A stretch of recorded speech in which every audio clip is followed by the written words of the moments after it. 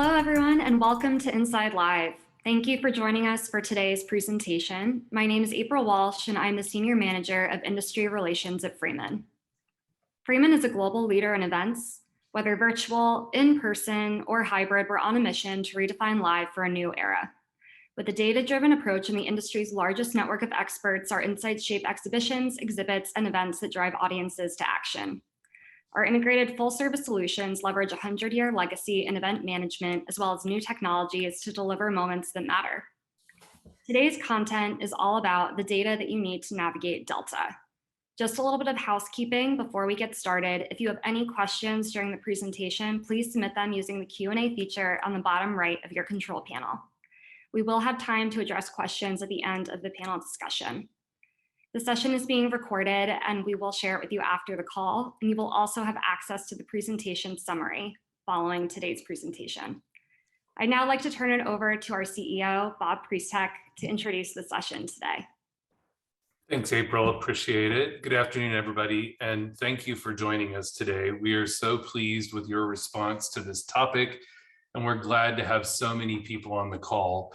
We know that everyone is navigating some uncertainty caused by the Delta variant, and as a team, we wanted to share our latest data that we have so that we can help you make database decisions. So I'm pleased to share that overall the data is positive, and the good news for in-person events and for the industry that we all love. So before I steal their thunder, let me introduce today's speakers. And the team behind the research and the data that you're about to gather. So first is Ken Holsinger, who many of you know is the head of Freeman's data solutions practice. And second is John Cordier, who I'm eager for you all to get to know. John is the co-founder and CEO of Epistemix, which is a computational modeling software company that develops simulations to fight disease and inform policy for the CDC, the WHO, and the federal government. We're proud to have him as a partner at Freeman, and he was a partner with our Go Live Together initiative, which is now part of the Exhibition and Conference Alliance, or ECA. And as I hope you know, ECA is a collaboration across our existing industry associations and is dedicated to the recovery and the advancement of face-to-face business events with committed lobbying resources in Washington, D.C. and across the country. And then finally, Sue Sung, who leads Freeman's corporate strategy team and helped shape Go Live together with other industry leaders, will moderate our Q&A at the end of the presentation. So with that, let me turn it over to Ken and John. Thank you. Thanks, Bob. Really appreciate it. We're going to be covering a lot of information today, and we'll ask in advance, just be patient. You got a couple of data geeks here that are excited to share some of this information. It's been exciting to talk with John, and we've been on parallel paths doing research, but to see in this critical time where our research is coming together and really informing each other's models and research that we're doing is powerful. So John, thanks for joining us, and I'm excited to have a conversation with you and talk about what we're learning together as we go through this. As Bob mentioned, we're going to be talking today what's on the top of all of our minds, what's going on with the Delta variant, what should we do, what is the safe thing, what's the right thing. We have business concerns that we're dealing with. We have a lot of pressures from loud voices coming at us from all different places. And so we're going to talk about that. And we're going to talk about, as Bob mentioned, some of the good news that gives us this path forward that we're going to talk about today. So let's jump in with where we're at today. I think that one of the things that began to really concern all of us, if we're honest, and it continues to concern us over the past few weeks, is just the headlines that we're seeing. And as we can see, all these different headlines are coming at us. I could pull up new headlines from the last 5 minutes, and there's just all kinds of sensational things. But we saw what was happening with Delta, the mandates and requirements starting to move forward from different events and different localities. And it's been concerning, and it causes a lot of questions. I've done numerous client meetings, board meetings, and various things over the past couple of weeks, just kind of digging in and trying to provide assurance and help make clear, concise, safe ethical decisions as we move forward. And so a lot of noise coming at us, but let's just focus on a few key things that we're hearing from the information. So as we move forward here, we'll see that a number of different things. There have been some of the corporate proprietary events that some of them had already pushed even prior to Delta into early 22 out of caution. We've seen a lot of events, numerous healthcare events specifically that were already moving to vaccine mandates. And of course, we're seeing public health officials begin to enact various restrictions and mandates. And the influence of us as an industry weighs even heavier than ever on us being able to provide good and clear information on how what our plans are for our events, how we communicate and bring all of these constituents together. We're going to see in some of the data today that we've already seen throughout our over a year's worth of research with several million that we have surveyed, that healthcare attendees were reticent before the Delta variant. And of course, they are at the front lines of this, and they're dealing with the caseloads and the worries every day. And so they were a bit more reticent even before the Delta variant, and we'll see an update to that. And then of course, that what's on top of anyone's mind who's dealing with a lot of international exhibitors or attendees is what's happening with travel. And we continue to see a lot of the travel restrictions moving forward. We are excited to see the Canadian border open, and that does affect a lot of cross-border travel within North America, but we'll talk about some of those impacts as we go forward. So this all led us to, we need to update. We do a regular cadence with our research, but we sent out a quick pulse survey over just 24 hours to see what kind of response we would get. And you can see it was a very large response from our attendees and our exhibitors, all within acceptable margins of error, and really, frankly, benchmarked across what we were seeing with our broader, bigger studies that we've been doing. But we knew we needed to calibrate. And with that calibration, as you can imagine, we saw some things that is on the top of all of our minds. And that is, as you see here, that timelines have begun to slip somewhat. So as we look at the next slide, we'll see that as we have gone forward into the fall, that we were seeing, these are against 2019 numbers. We were projecting as much as 5-6 weeks ago that we would see almost 80% that would respond and come to our events in the fall. We have seen that slip in general. We're going to break down those numbers a little bit, because remember that healthcare piece is a key component to what's happening. We're seeing a lot of events that are happening right now that are beating these numbers. For instance, I've got a few events right now that we're tracking registration that are actually ahead of 2019 numbers in certain segments, which is obviously very encouraging. And of course, the events that are happening even right now in July and in August are going well. And we're going to talk about some of those in a minute. The thing that was interesting, if you look, is that as reticent as the attendees may have been, the exhibitors are pretty strong. They're looking at this, and we see that happening not just here in the data, but also what we're seeing in the field. Net promoter scores among exhibitors, both in the way that they talk about their experience with Freeman, as well as they talk about you as the event organizers, are up. In fact, record highs in net promoter scores that we're seeing over the past 60 days. So a lot of that's due to the fact that even while numbers might be slightly down, those that are in person are ready to transact.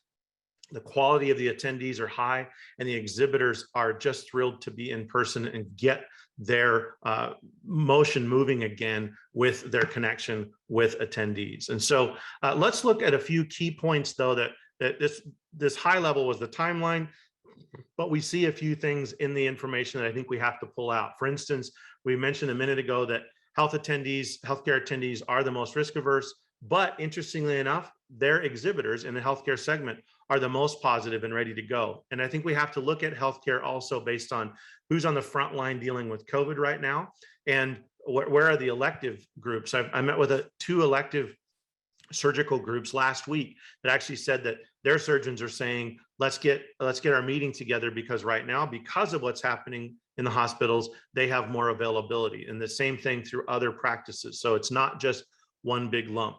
But if we look at the respondents for the fall show specifically, the segment that all of us are focused on right now, the next couple of months, if we take out the healthcare events from those numbers, we actually see the numbers for the attendance go up by an average of 11%. So you would see only about a 8 to 10% drop against our earlier projections. The thing I would also point out that we had not seen up until this Delta Pulse survey was that prior to this, we were seeing about 3% uncertain. When we asked what timeline they would return, they would just say, we're uncertain. We saw 17% in this last round, which may sound concerning, but it shows us that if we can show a clear path forward, communicate well, and as we see the Delta variant begin to taper, as we're starting to see right now, then that group would likely come back into the mix and provide more strength in our numbers.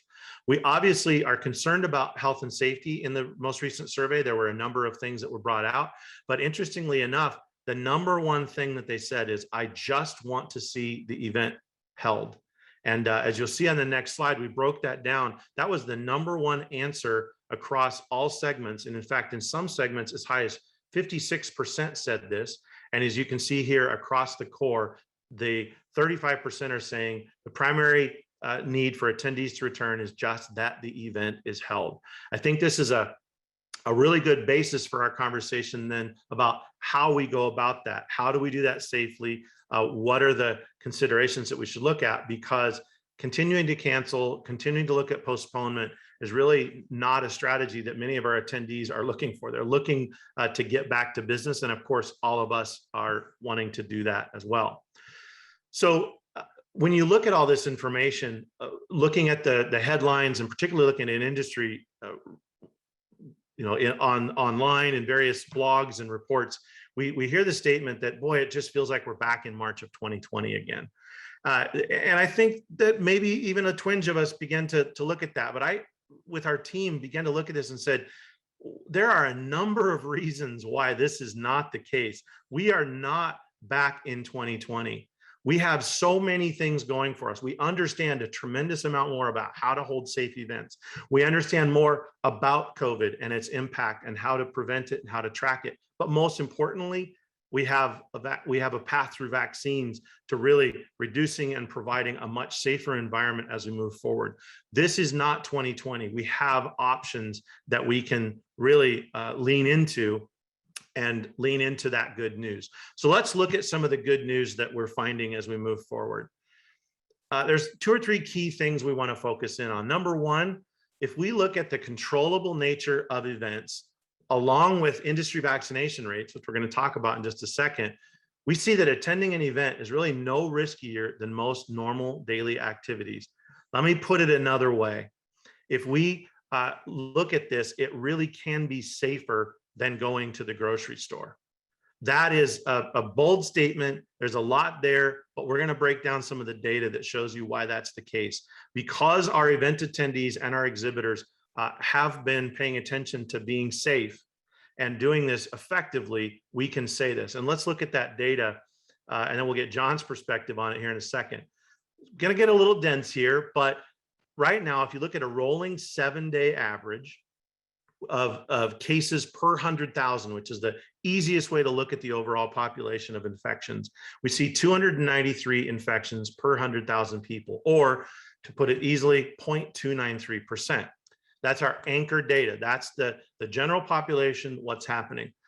We all heard about Lollapalooza. We saw the information they shared that of the 385,000 or so that attended, about 206 cases came out of that tracking, which would put that infection rate against that same per 100,000 to a fraction, 0.053% of the general population. Looking more specifically at some of the events you may be familiar with, we had an event recently in Las Vegas with a vaccine and a mask mandate with 17,500 attendees.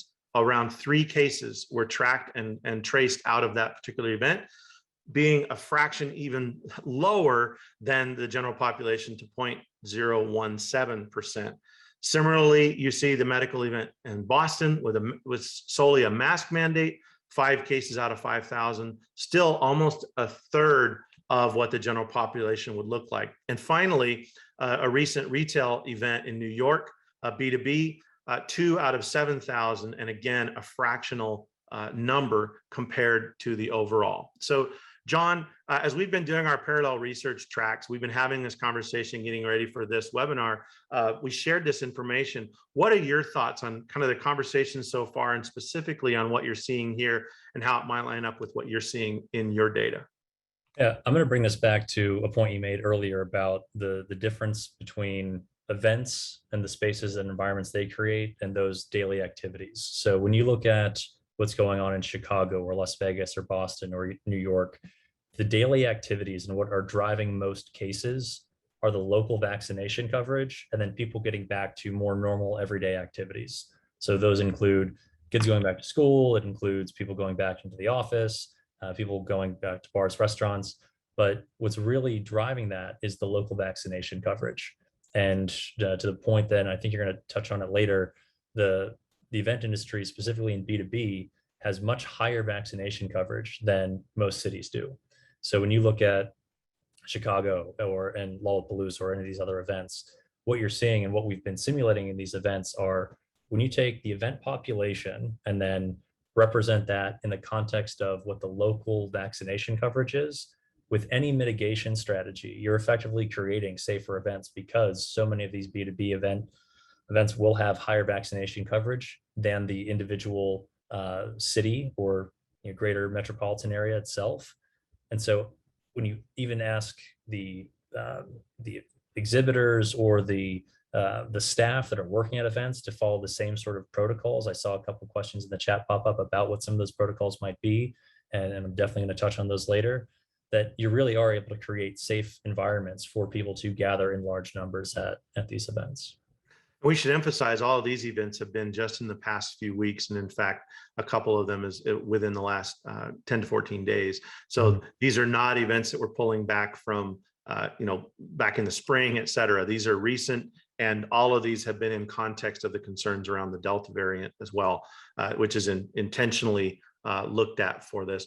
You mentioned vaccines, so let's talk about that. Our next key point is really, we've referred to it a couple of times, but in-person business events actually have higher vaccination rates by a good amount than the general population, which is the number one cut. And we'll hear things about breakthrough cases, we'll talk about these things, but when we bring a lot of vaccinated people together, as John will share with us in his model later, we see a tremendous lowering of that transmission. And you saw that just by the example events we showed a minute ago. But let's dive into the data that we gathered in the last 10 days.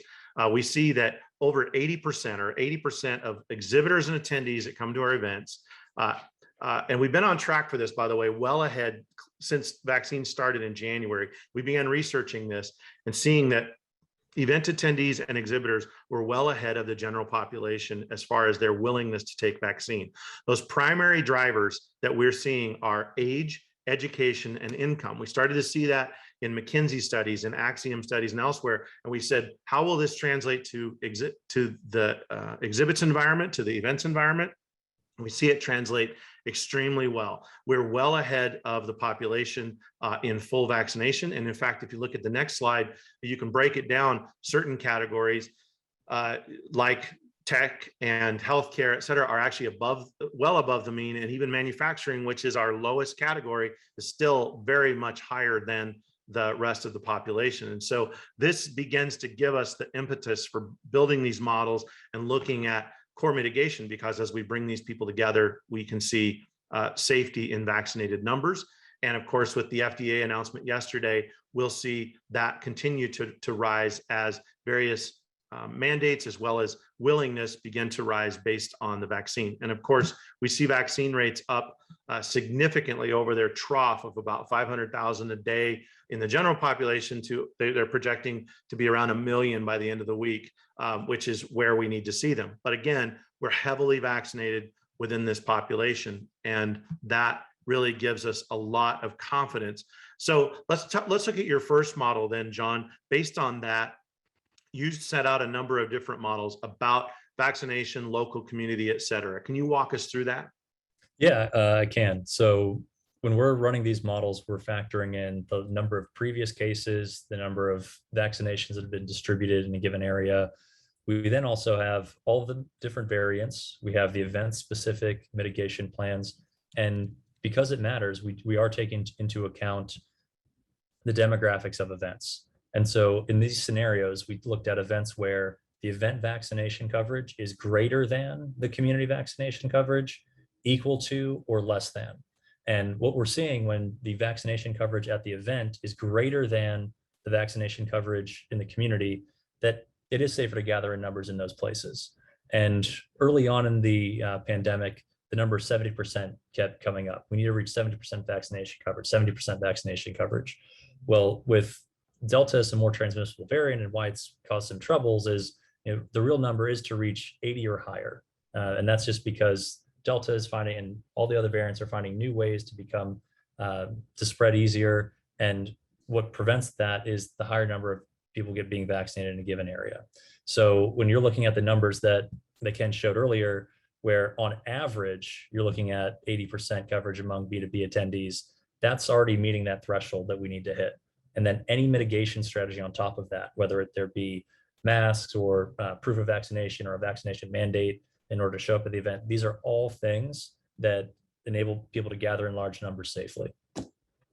That's great. And several people are asking whether this is going to be made available, and it is. We're making a lot of this information available for follow-up. We're using this information to talk with not only event organizers, but also with how we communicate with attendees, with exhibitors, and specifically even with local officials as we do our event planning. So this is really great information to continue with, John. And I just want to talk a little bit. You used a word that I think we should look at on the next slide, and that is that because of this nature of the control of an event, we almost create a self-contained bubble. I've always joked, people ask me, oh, you get to travel all the time, you go to all these events, and anyone in the events industry will recognize this.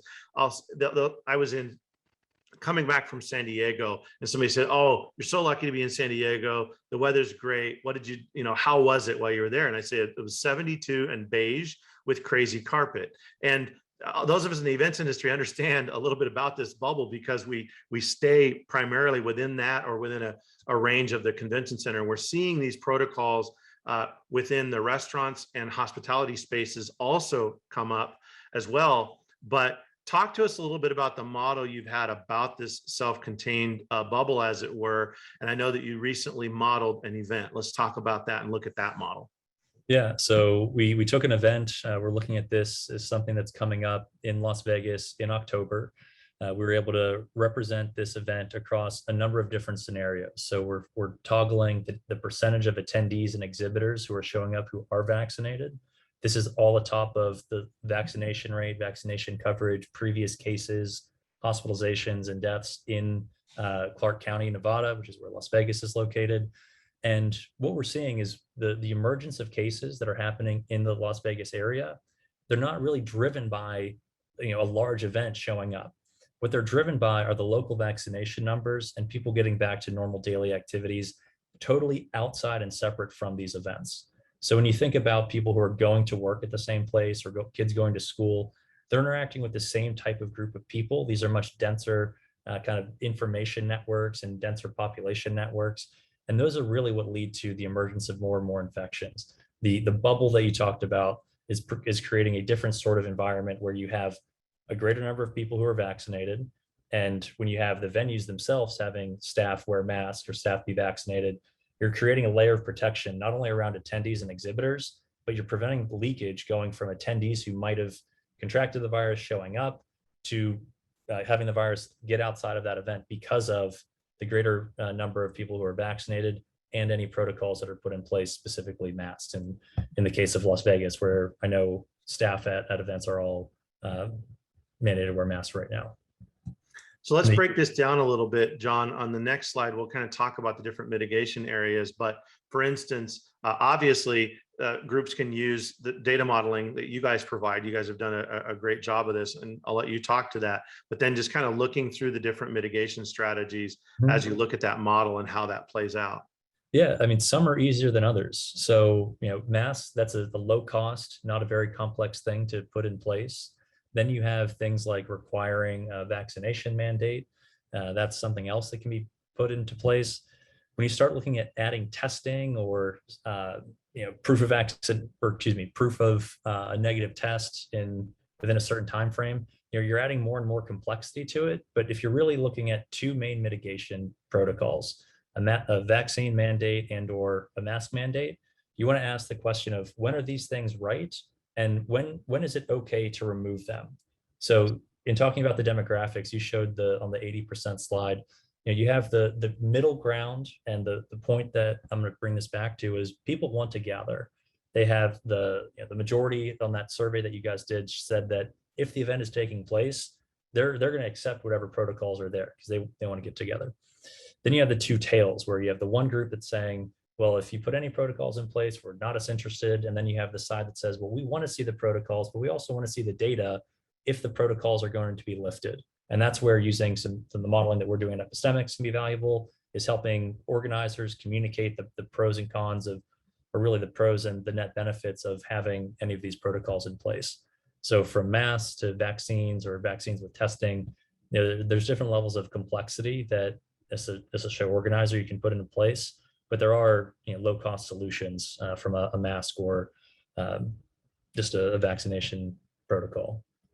And I just, this is Bob, I just would add in here, the data model that Epistemix has created, that the base model was funded by the industry for the use of everyone. So for about $2,400, you can work with Epistemix and actually run a data model on your specific event.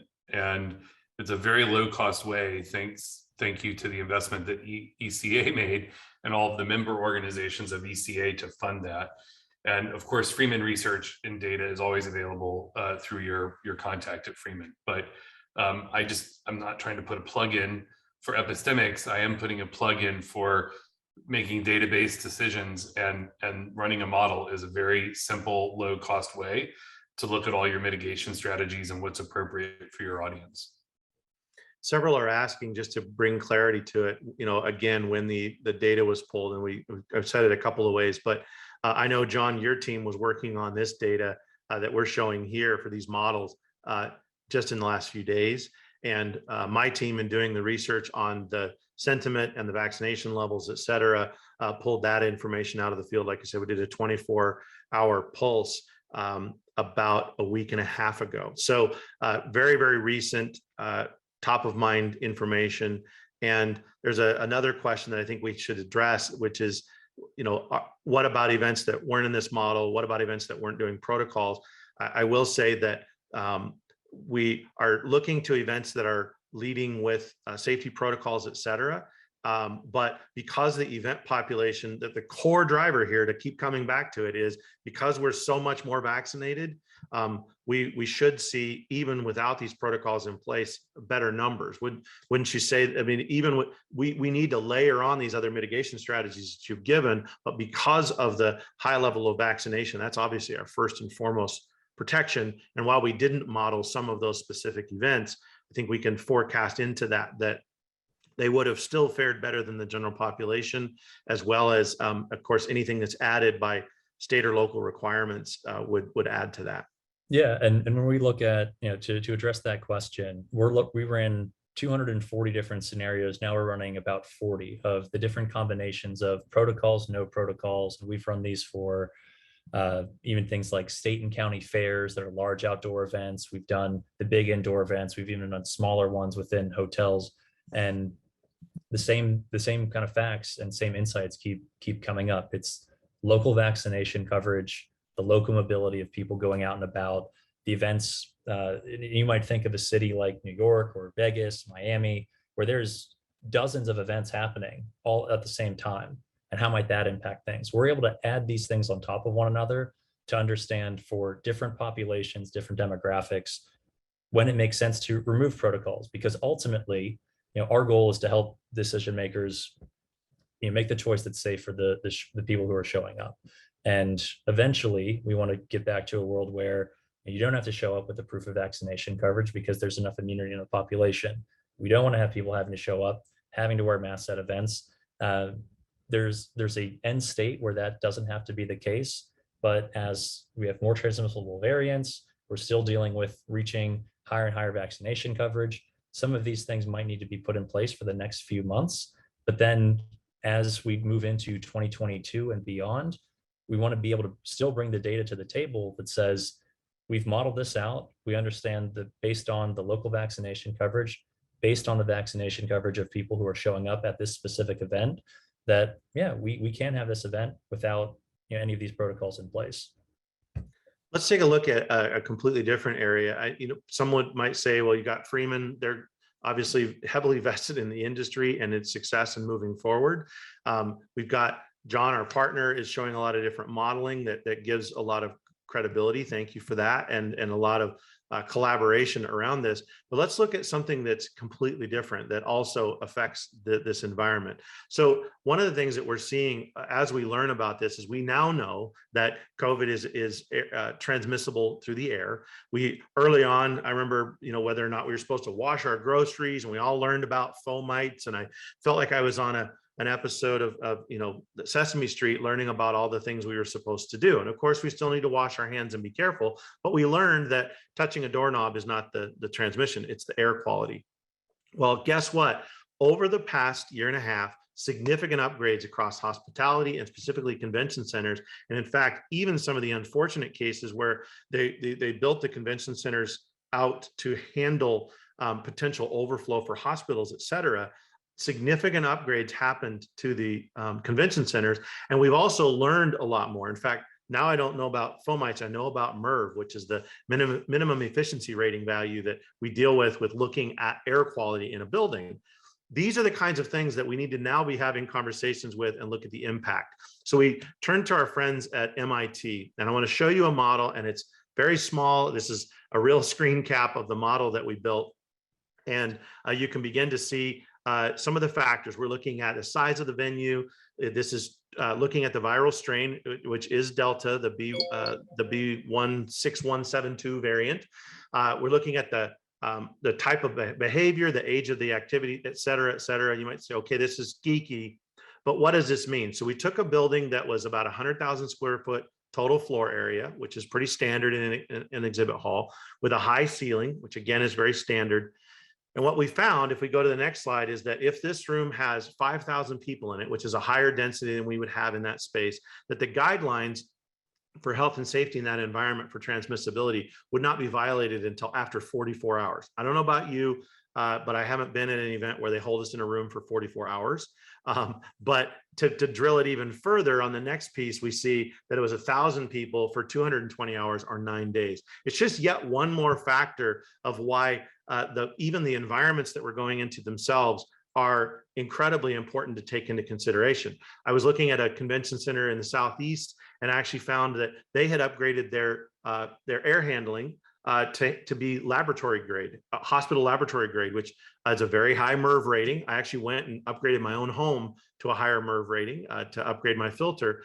And what we're learning with that is that these are things that bring us more towards that almost outdoor type of scenario. And in fact, in many cases, the space models similarly to outdoor. If we compare outdoors to the indoors, depending on density, we actually see that because of open bay doors and the various things, that we can model out a lot of safety over a long period of time, even in these contained environments. And I know, John, that you weren't necessarily looking at this, but if you combine together what you've been modeling along with some of this MIT information, I can only imagine what we can learn and what we can do to increase safety and really the comfort level of those that are attending. Definitely. Any thoughts on this? Yeah, so we actually have air handling built into our model. So we're looking at data, we're looking at the MIT data, we're even able to add in different cleaning protocols and other sorts of things that the event industry has promoted and has gotten venues to get behind. So any mitigation that is put in place is an additional protection atop of vaccinations. And if I'm a show organizer, the way that I'm going to interpret that is any mitigation I put in place keeps my numbers up, reduces the number of people that might say, well, there's a greater risk of infection. And it's really any protocol in place should say we could have the same number or more people than what we might expect for this year. So yeah, it's terrific that there's information about this. And going back to a point you made earlier, this isn't March 2020 where there's more tools in our toolkits now, and we're able to help make better decisions that way. somebody made a comment right along these lines that I'll just call out. And they said, well, what about airplanes? If the air quality in convention center is great, what about airplanes? What we're seeing is that already airplanes had very, very high filtration, and they upgraded those even further. And you see them leading with that information. I know the airline that I travel the most with, Delta, talks about the MERV rating.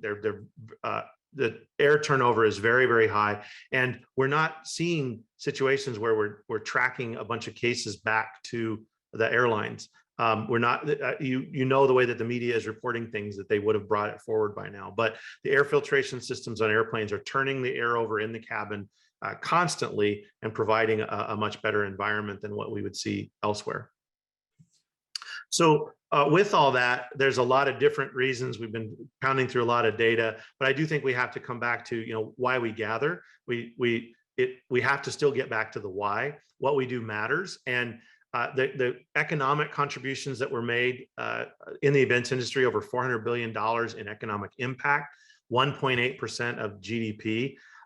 These are the kinds of things we have to look at. We have a pent-up demand of getting back to business. I have talked to a number in various supply chain and logistics businesses that need to get back together, that some of the areas that we've seen really impacted by COVID, that collaboration in person and the ability to talk through some of these issues are extremely valuable in the in-person environment. And I presented some of this information last week at an in-person event in Washington, DC. And I talked about the healthcare space. And I said, no, I understand the question that healthcare is having to make and some of the difficult things that they're facing, because if I am in a frontline group that is serving COVID patients, how can we ask them to come to an event? And no one disagreed with that statement, but they did come and say, similar to this, that, you know what are we missing because researchers aren't coming together and actually collaborating over this?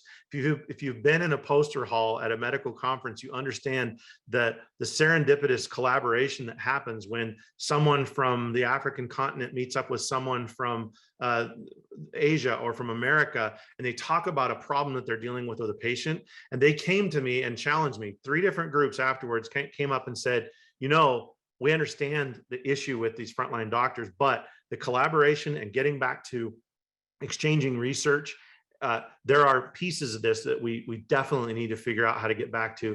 And that while virtual is working to get our CMEs and learning, the collaboration isn't necessarily happening. So just remembering why we do this and how important it is, I think we all need to be reminded. It's been encouraging to me personally, and I know to my team that's doing the research, just to dig into this and understand what's happening here. So this is a lot of dense information. There's a lot of things to take into consideration, and we definitely are going to be taking some more questions here. But let's talk together about our path forward. And Sue's going to come in and talk with us about our questions. Bob, maybe some comments as we wrap up here. But just kind of bringing back, John, some of the key points that were made along the way from your research, et cetera. Let's talk about the path forward. We'll just kind of put them up on the next slide here. And then talk about it a little bit.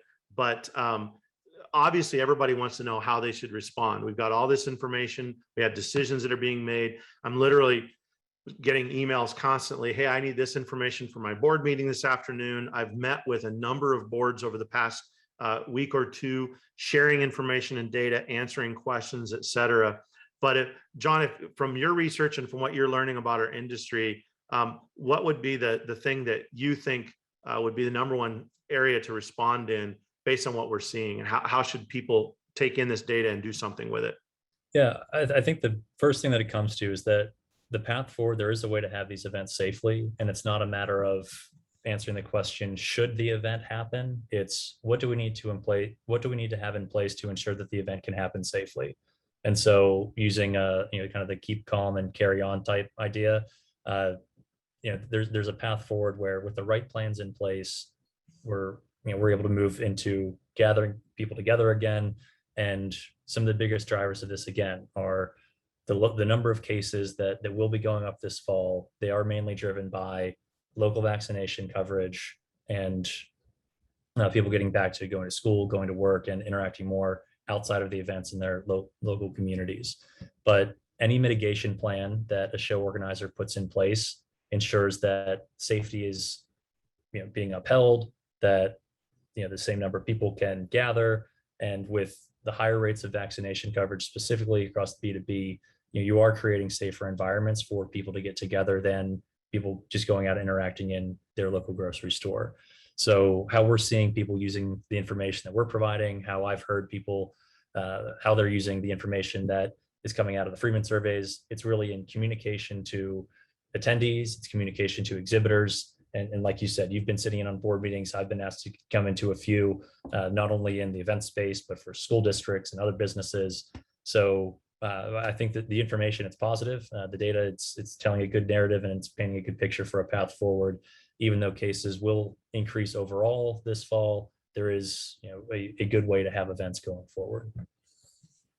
Yeah, so with that, we want to turn it back over and ask Sue to join us and kind of throw some questions at us. I would say last piece on that communications that you covered there, exhibitors, attendees, boards, but also someone mentioned in the comments, even the public health officials, the hospitality groups that we work with. This is all information that kind of coming together. When I talk to a convention center about their air filtration rating, they're like, I didn't even think about communicating that out to my organizers or to my attendees, but these are the kinds of things that we're extracting as we learn more about this, and the communication of that is so critical. Definitely. I mean, early on, we're at Epistemix, we're mainly working with public health officials, and that's our our main group that we focus on. So all of this information is stuff that we're sharing with, if it's a venue in a new city, we're sharing with the local public health folks, the local elected officials, to try to get the whole group bought in, and we're seeing success in that. So thanks guys for this. Lots of great questions and engagement, so really appreciate it. Ken, just want to start with you a little bit. Can you talk to the events that are happening? I mean, when you read some of these headlines, it sounds like, oh my God, everything's being canceled, but is that really the case? Actually, no. We've actually seen more events in the last 6 weeks than we did in the first 6 months of the year. We have over 73 events that are happening over the next 30 days. And there are a variety of different mitigation factors with those events, but everyone's responding well. Like I said, net promoters are up. The exhibitors are quite happy with what they're seeing at events. A recent event where a couple of large exhibitors backed out, they actually came to the event anyway and were lamenting heavily that they hadn't exhibited, because the attendees that were there, even in somewhat smaller numbers, were high quality, and they're making key business decisions. So events are happening. They're happening successfully. We showed a few models for safety, but the business rationale is very, very high, and we're excited to see them finally taking place and doing well. Great, thanks, Ken. And John, the next question's for you. We saw a lot in the questions, concerns over hotspots and what was going on in the community. And don't you really need to take a look at community spread, and even getting to the venue itself? We talked about the airplanes, which is great, in the hotel. How can you say that going to an event really is safer than going to a grocery store or any other kind of daily activity? Yeah, so the way that my team begins building these models, we start with calibrating for what's happening locally. So we actually represent every single person across the country, each household, school, workplace, and all the dynamic interactions that happen within them. So contact rates at workplaces, contact rates at schools, contact rates at events, and even partitioning events into the subspaces that exist within an event. So you have the large floor, you have the maybe classroom sessions, all of those things are able to be built in.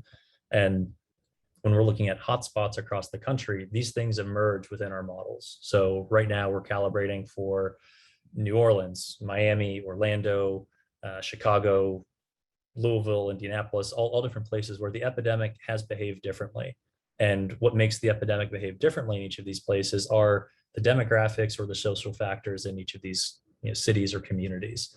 The same goes for when we're working with maybe a state or county fair. They're looking at a different type of demographic, a different type of daily social interaction. And so that's the baseline of what we start with. One of the questions that typically gets brought up is, well, how much does our demographic for our event matter? And it does. So if your event skews older, it skews younger, there's either higher or lower vaccination coverage within each of those. There's greater risk of COVID in different age groups. So those are all things that we're factoring in. to look at this question of hotspots. We've even been asked by the state of California to look at what should be considered an outbreak or a hotspot. What's the right definition around that? So these are all things that my team stays on top of. And again, it's really the local epidemic is where we start. We add the event, we add who's showing up to the event on top of that. And when the event vaccination coverage differs from the local coverage, that's when we see there is a large gap, sometimes 8 times as safe as being at the event than in a local area. And we're able to bring data and quantify that. And just to stay on you for 1 minute, when should event organizers think about running these models? I mean, there's lots of things that are changing very quickly. You've got Delta, you've got new variants like Lambda. On the other side, you had, yesterday, the FDA just approved the Pfizer vaccinations. There are other things in the pipeline, vaccines for kids, boosters being approved for general population. Everything seems to be changing so quickly. How is your model able to accommodate that? And then therefore, how can you help show organizers plan their event in terms of a time frame?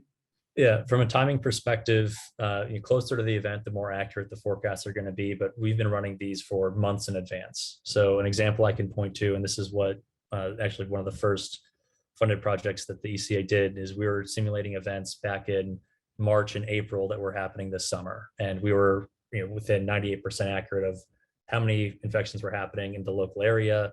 We were within a percentage of what the actual vaccination coverage is going to be. And we're building in things, and within the model, there's the question of waning immunity. We can add in the question of boosters. Are kids going back to school? Are businesses going back? Are there lockdowns? All sorts of policy things. So from a planning perspective, I mean, we can really help people planning even up to 9 months out in advance, knowing that they're going to have to answer these questions upfront about, are we going to have what sort of level of protocols do we need to put in place, or what would be the triggers that say, oh, this protocol can be removed. We're not going to need to have this in place anymore. So typically right now, these are taking about a week to turn around. That's getting lower and lower as we've automated more things about our process. But people can work with us planning for events months in advance.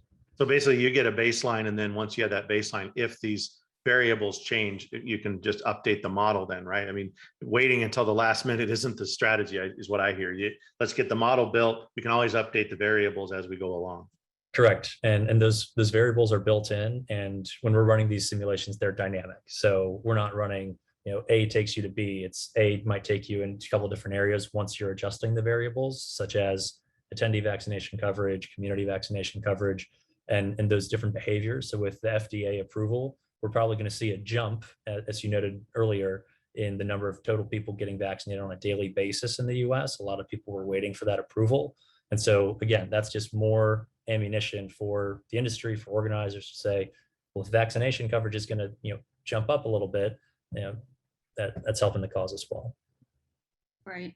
Another question that's come up in the chat has been really around international attendance. So Ken, just from your conversations with organizers, with the travel restrictions and also kind of looking at the cases from all the inbound attendees, what are you hearing in terms of international travel and the impact on attendance? And then John, would love to hear from you from a modeling perspective, how we're able to accommodate, folks coming from other countries, from, different risk profiles. Ken, yeah, we're keeping a close eye on all things related to travel, as you can imagine, working with our partners at USTA and GBTA and the efforts that they have.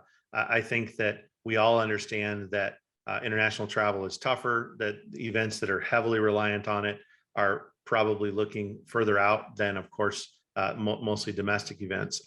What that looks like, there are travel corridors being worked on between particularly the UK and the US, as well as here in the EU.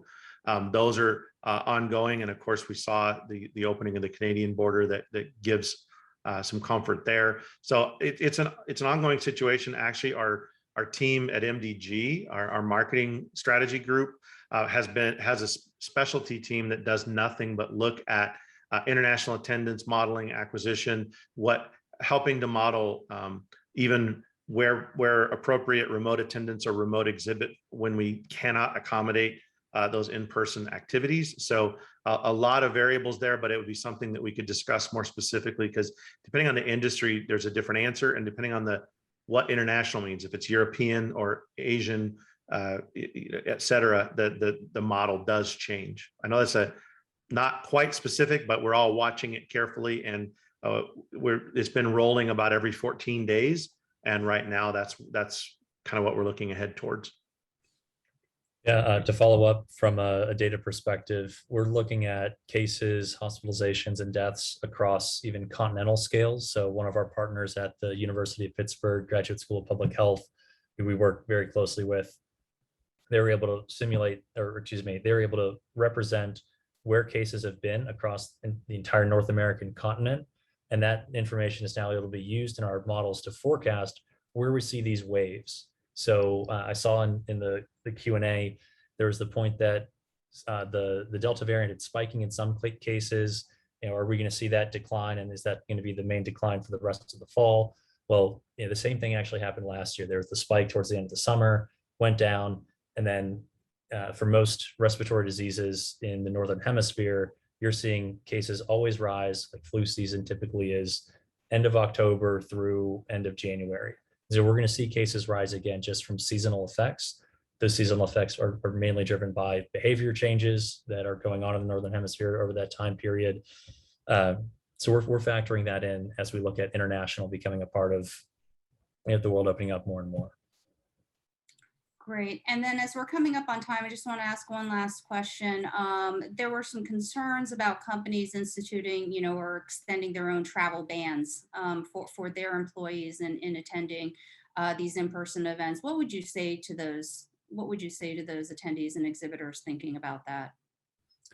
I can take that one, Ken. So, if you're an employer and you're looking at sending employees out to different events across the country or globally when that's made available, the first thing is maybe you have a policy where you're only going to send attendees or you're only going to have attendees who are at your company who have been vaccinated. That might be the safest way to go about it. But when you're looking at the events, again, you're having higher vaccination coverage there. So it's probably a better situation for your employee to be at that event than just hanging out anywhere else in whatever city they're likely in, because you'd expect that the people who are also going to the event are also being as cautious as you might be from an employer perspective. So if the idea is we're having the people who have been vaccinated, we're going to trust the protocols that are in place. Once the protocols are lifted, we're going to trust that the protocols are lifted based on data and that is informing the decisions. So from a business travel perspective, I think looking at opening that budget back up is probably a smarter thing to do, specifically when you're looking at the increase in vaccination coverage for the industry. Ken, anything to add? Yeah, I would just say on that, it goes back to the why slide we had earlier. I do think that we need to present all this information. I think it's about our communication strategy. We've all, as organizers, spent time over the years sharing with whether it's attendees or exhibitors why they should come to our event, how they sell their boss on coming to the event, how they sell corporate, how they get budget. And I think that what we're seeing is even when corporate travel bans are in place, there's always some sort of framework around essential travel. And I think it's our job as organizers to communicate how essential this travel is, how safe it can be, and to gather a lot of this information and be proactive in the communication that planning for these events, bringing this information forward, and the importance of the event itself can change hearts and minds, as it were. And we're seeing that happen with individual shows and the essential nature of what we're doing in this industry. Great. So we've had a lot of questions about the recording and the slides. Just want to let you know that you'll receive them in your inbox by the end of the week, along with links to some of the models that Ken and John went through on the call today. With that, I'm going to turn it over to Bob to close this out. Great. Thank you, Ken, John, and Sue. And this information is really critical. And thank all of you for joining us today. As Sue mentioned, we'll have all this information available, as well as John and Ken's contact information. And then, of course, you can always contact your Freeman representative for support with research, data, attendee marketing, and health and safety planning. So With that, thank you again, and we'll see you at a meeting destination soon. Thank you very much.